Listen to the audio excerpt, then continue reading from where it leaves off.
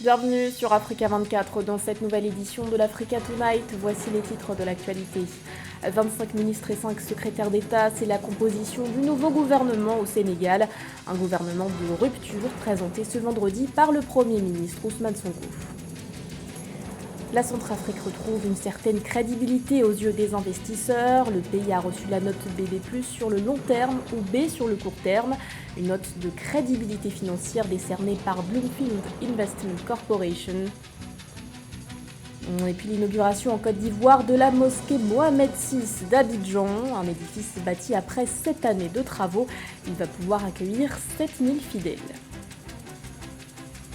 Mais tout d'abord, 7 avril 1994, une date qui continue de hanter les esprits au Rwanda. Elle marque le début du génocide des Tutsis. Cette année, le pays des 1000 collines en est à sa 30e commémoration. Ce dimanche, le président Paul Kagame allumera la flamme du souvenir au mémorial national de Gisozi à Kigali.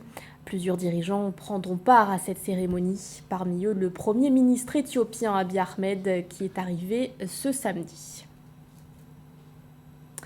Le suspense n'a finalement duré que quelques jours au Sénégal. Le Premier ministre Ousmane Sonko a dévoilé ce vendredi un gouvernement de rupture. La nouvelle équipe dirigeante compte 25 ministres et 5 secrétaires d'État.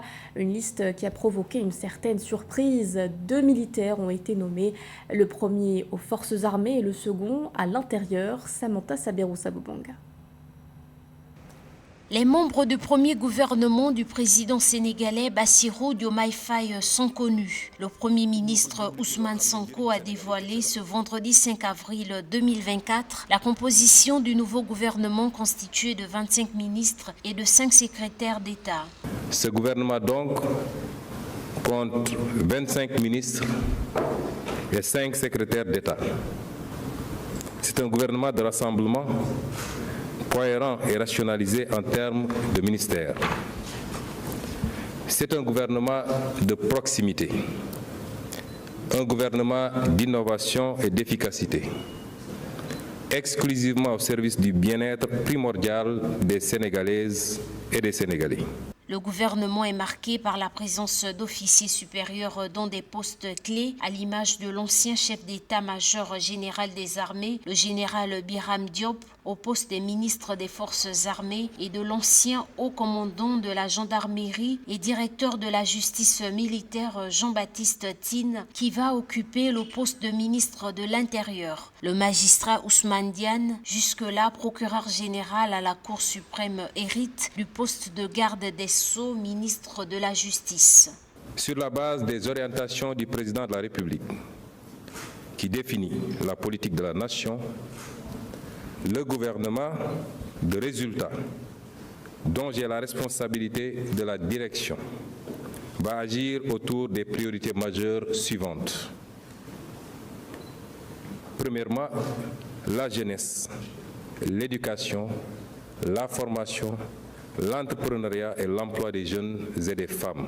À en croire le Premier ministre, le président de la République du Sénégal, Bassirou Diomaye Faye, a donné un délai ferme aux ministres nommés de renoncer à toute autre responsabilité élective. L'objectif, c'est de leur permettre d'être totalement libres pour se consacrer aux fonctions au sein du gouvernement. Les passations de charges doivent être faites d'ici lundi 8 avril. Les réformes économiques commencent à porter leurs fruits en Centrafrique. Le pays a reçu la note BB+ sur le long terme ou B sur le court terme, une notation attribuée par Bloomfield Investment Corporation. Elle est synonyme d'aubaine pour le pays qui va ainsi pouvoir rassurer les investisseurs. C'est Vrandouke.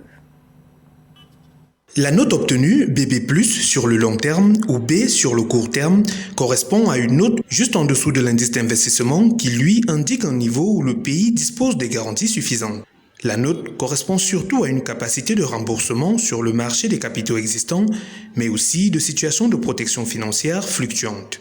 Grâce à ce résultat et à la note financière rendue publique par la première agence africaine de notation financière, Bloomfield Investment Corporation, la République centrafricaine dispose d'un outil d'évaluation de sa crédibilité, de sa capacité à rassurer sur le marché des capitaux et des investissements dans un contexte où le pays est en quête de ressources pour le financement de ses besoins. C'est une opportunité qui offre à l'État centrafricain désormais d'améliorer les décotes sur ces titres qui sont en circulation d'après les chiffres que le ministre avait donnés, autour de 199 milliards. Et c'est une perspective très très prometteuse. Pour que nous financions l'État, vous savez, nous avons besoin d'un certain nombre d'informations. Donc, la notation de la République centrafricaine est une opportunité pour notre banque aujourd'hui et toutes les banques, d'ailleurs, intervenant en République centrafricaine, d'avoir des informations sur le pays pour permettre de prendre des décisions dans le cadre de financement de la République centrafricaine. Donc, c'est un événement, comme je l'avais dit au début, c'est un événement très, très, très intéressant pour le pays et pour les banques. Ce résultat s'explique à cause notamment de nombreuses fragilités, dont une situation politique tendue consécutive à des coups d'État, mais aussi la crise sécuritaire dans laquelle est plongé le pays d'Afrique centrale. En fin 2022, la RCA accusait un taux de croissance estimé à 0,5% et un déficit budgétaire de 10%. Selon la BEAC, la Banque des États de l'Afrique centrale, la croissance économique devrait atteindre 3,6% en 2024, son niveau le plus haut depuis 10 ans, grâce aux multiples réformes entreprises par les autorités centrafricaines dans le Plan national de développement 2024-2028. On devrait logiquement s'attendre à une amélioration de ce résultat lors des prochaines évaluations. Nous avons présenté les réformes qui ont été faites, qui sont en train d'être faites, qui vont certainement permettre d'améliorer. Aujourd'hui, la RCA a un document qui va certainement encourager ses partenaires et encourager le marché à l'accompagner dans la mise en application de ces réformes et de permettre justement d'améliorer cette note-là. En 2024, la RCA veut mobiliser 200 milliards de francs CFA sur le marché domestique pour couvrir une partie de ses besoins de financement par l'émission des titres publics sur le marché. En une décennie sur le marché des capitaux, le pays d'Afrique centrale n'a jamais fait défaut sur sa dette. Selon la BEAC, le secteur bancaire de la CEMAC est structurellement surliquide avec un excédent estimé à environ 1450 milliards de francs CFA en 2022, des excédents qui pourraient être mis à contribution auprès des États pour soutenir leurs projets de développement. Le Togo poursuit ses efforts en faveur d'une stabilité économique. Les autorités entendent réduire la dette intérieure qui représenterait 61% du PIB. Le gouvernement envisage de la réduire à 54,6% d'ici à 2026. Les précisions d'Ameneji. L'État togolais veut réduire sa dette intérieure avec pour objectif de la ramener à 54,6% du PIB d'ici 2026, ce qui représente une diminution de 7% en 3 ans. À fin 2023, l'encours de la dette publique s'élevait à 3 707 milliards de francs CFA avec la dette extérieure représentant 61% du PIB et celle intérieure 38,61%. L'État togolais souhaite réduire sa dette publique. Elle a deux possibilités. La première possibilité, c'est bien évidemment de jouer sur les dépenses et de réduire les dépenses afin de réduire les déficits, mais c'est surtout sur le levier recettes où l'État doit plus jouer, notamment à travers la mobilisation des ressources internes. Je pense qu'ils ont déjà des plateformes de numérisation, mais elles doivent encore plus perfectionner ces plateformes de numérisation afin vraiment de recueillir les taxes et impôts de manière rapide et surtout de manière sûre. Le second élément qui est aussi fondamental, c'est aussi la moralisation de la vie publique. Selon plusieurs experts, l'État devrait prioriser au cours des 3 prochaines années la réduction de l'exposition aux créanciers intérieurs en se concentrant sur l'augmentation de la dette extérieure à travers les emprunts concessionnels et commerciaux extérieurs. Il faut par ailleurs noter qu'en matière de risque de change, la dette togolaise reste peu exposée aux fluctuations de change, moins qu'en 2022. La réduction de la dette publique peut justement permettre à l'État togolais de pouvoir utiliser l'argent qu'il ne paye plus pour payer les dettes publiques pour vraiment financer des projets d'infrastructure et des projets de développement. Et cela aussi va permettre justement de pouvoir emprunter à des taux plus bas au niveau des marchés financiers. Donc bien évidemment que avoir un déficit maîtrisé et une dette publique maîtrisée a des éléments positifs. Rappelons qu'au cours des 5 dernières années, de 2019 à 2023, la dette togolaise est passée de 2197 milliards de francs CFA à 3707 milliards de francs CFA avec une croissance annuelle moyenne d'environ 17%. Elle ouvre ses portes après 7 ans de travaux en Côte d'Ivoire. La mosquée Mohamed VI a été inaugurée ce vendredi en présence de plusieurs officiels marocains et ivoiriens. L'édifice, qui s'étend sur une superficie de 25 000 m², pourra accueillir 7 000 fidèles. Un projet qui vient renforcer la coopération entre les deux États. Reportage de notre correspondant Philippe Akwa. En Côte d'Ivoire, la mosquée Mohamed VI d'Abidjan a été inaugurée ce vendredi 5 avril 2024 en présence de plusieurs autorités marocaines et ivoiriennes à Trégide. Cet édifice s'étend sur une superficie de 25 000 m² et comprend une salle de prière pouvant accueillir jusqu'à 7 000 fidèles, une salle de conférence, une bibliothèque, un complexe commercial, des espaces verts, un pavillon administratif ainsi qu'un logement pour l'imam. Les travaux réalisés par des artisans marocains ont suivi les normes architecturales marocaines et traditionnelles. Cette mosquée incarne bien plus que des murs ou un minaret imposant. Elle symbolise l'amitié profonde et les liens indéfectibles qui unissent le royaume du Maroc à la République de Côte d'Ivoire. Et elle témoigne également de la forte volonté commune de nos deux nations de promouvoir la paix, la tolérance et le dialogue interreligieux, tant sur le plan continental qu'international.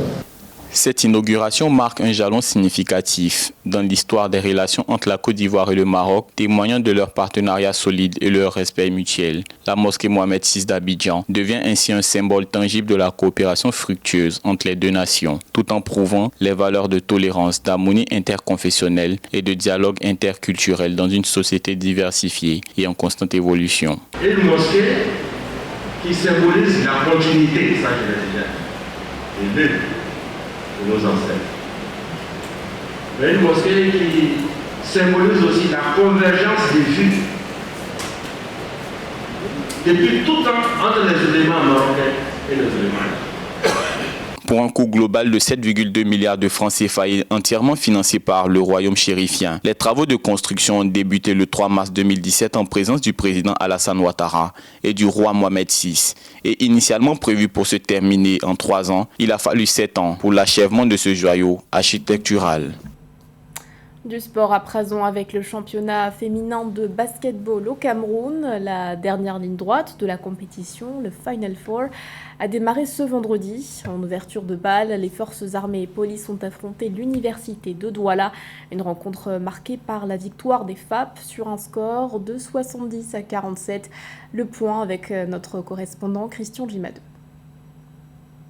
Le coach Ivan Gouk, entraîneur de l'université de Douala, dépourvu de ses joueuses clés, indisponible en raison des examens académiques, a le cœur meurtri. C'est avec un effectif réduit qu'il entame la dernière ligne droite du championnat, le Final Four, à l'issue duquel sera connu le vainqueur de la saison. En déplacement à Yaoundé, l'université de Douala n'a pas fait le poids devant Force Armée et Police, vainqueur 70 à 47. Oui, si vous avez remarqué, sur notre banc, nous sommes 8. D'habitude, on est 12. Donc, c'est un problème de récupération, essoufflement, fatigue.